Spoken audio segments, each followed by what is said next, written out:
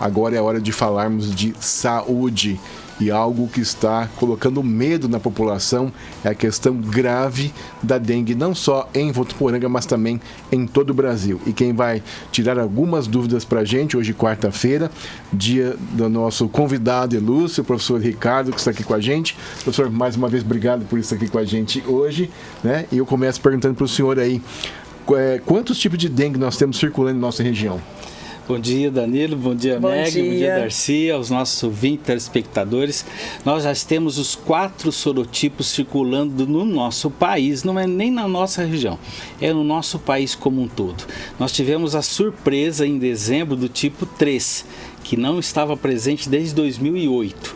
Mas enquanto prevalência, o tipo 1 e o tipo 2. Mas nós já temos na nossa região o tipo 3 e o tipo 4, ou seja, tem um pouco de tudo, né? Com relação a esses sorotipos da dengue.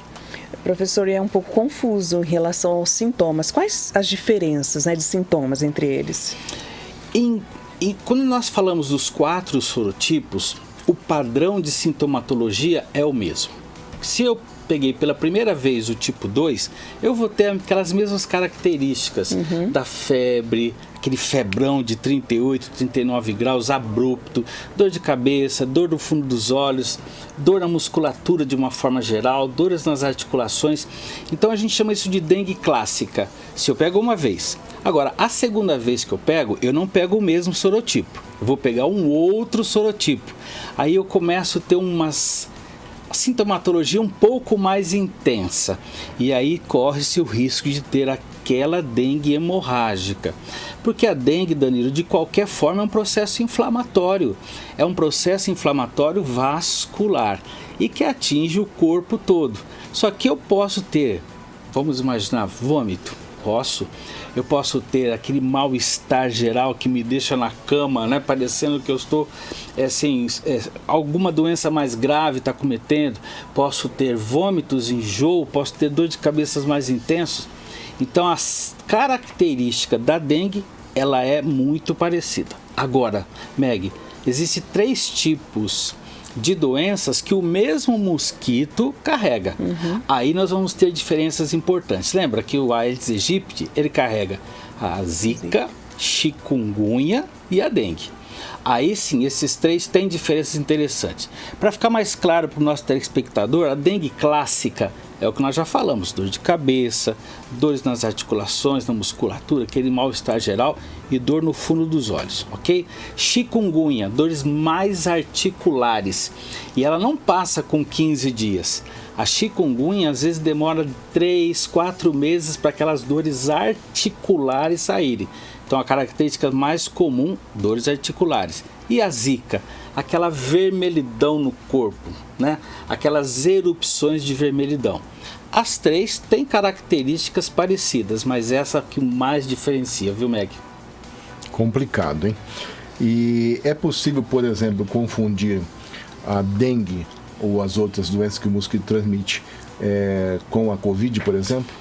É possível, viu, Danilo? Porque nos primeiros sintomas, a Covid também tem dor de cabeça.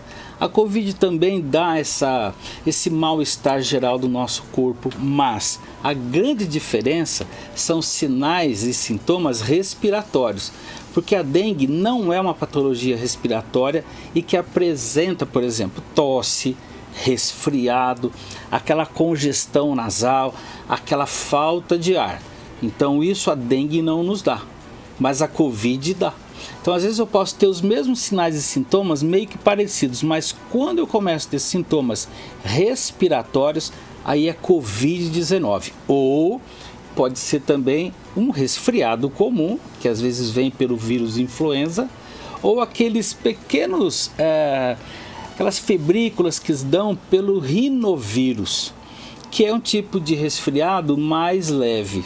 Então nós temos essas situações que podem estar no nosso meio. E, por exemplo, alguém pode ter dengue e Covid. Olha que coisa. Terrível. Eu posso ter dengue e um resfriado, ou dengue e uma gripe.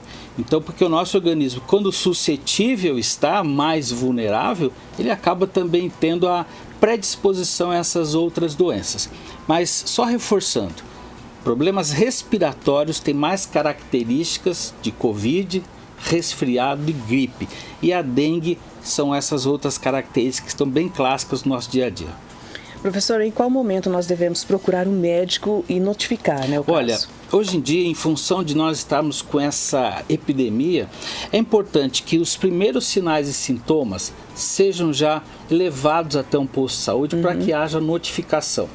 Agora, existe uma máxima no tipo assim, olha, se eu estou com dor de cabeça, o corpo, aquele mal-estar geral e febre, eu não necessariamente preciso procurar um médico, porque eu posso, dentro de uma característica doméstica, cobrir o meu corpo com água, tomar muita água e cuidar com os analgésicos e os antitérmicos. Agora, quando eu começo a ter um sinal de alerta maior, que é o vômito, aquele mal-estar mais generalizado, aquelas dores no corpo mais forte e a presença de tonturas, isso pode ser um sinal de alerta de desidratação, porque a dengue ela gera desidratação. Então é muito importante que o nosso telespectador entenda. Os primeiros sinais e sintomas eu até posso me organizar em casa, mas a notificação é importante de ser feita. Se os sinais e sintomas estão mais acentuados, aí é necessária a procura pelo médico. Tá certo. Professor, só para a gente deixar bem claro, a dengue pode matar por conta da desidratação e também qual que é o tratamento? Pode, a dengue pode matar, porque nós temos um grande problema no nosso país, que são as comorbidades existentes na população. Então veja bem, a dengue em si, em jovens, ela não tem tanta repercussão quando é a dengue clássica. Agora, e se eu tiver a dengue clássica e agora eu estou tendo um outro sorotipo? Aí o risco de um processo inflamatório é maior e o risco de eu ter o quê? Hemorragias. Hemorragias na gengiva, hemorragias no nariz, hemorragias estomacais, por exemplo, eu posso ter vômito com o sangue. Então isso gera a gravidade. Agora, por que mata? Porque eu posso ter uma comorbidade associada, que é o caso da obesidade, do diabetes mellitus, da hipertensão arterial ou de outra doença imune. Então nós temos que tomar esse cuidado com a pessoa que tem essas comorbidades e apresenta idades mais avançadas. Porque dentro do óbito no Brasil, quem mais tem sofrido com isso são os idosos que apresentam comorbidades. Então a dengue não pode brincar com ela. Nós sabemos que a desidratação ela é rápida e as consequências de uma desidratação em um corpo mais frágil pode realmente piorar as questões clínicas. Professor, a vacina está começando a ser aplicada no Brasil. A vacina protege de todos os tipos de dengue? Sim, é a Qdengue, né? Porque é uma vacina japonesa, ela já tem alguns anos no mercado e ela veio agora para o Brasil com a cobertura dos quatro sorotipos da dengue. Agora, temos que deixar bem claro, a Qdengue ainda não está disponível para todo o público. É de 10 a 14 anos, foram escolhidos 521 municípios para receber essa faixa de idade. Agora, a partir do momento que eu tomo a vacina, eu já fico pelo menos imunizado, segundo o fabricante.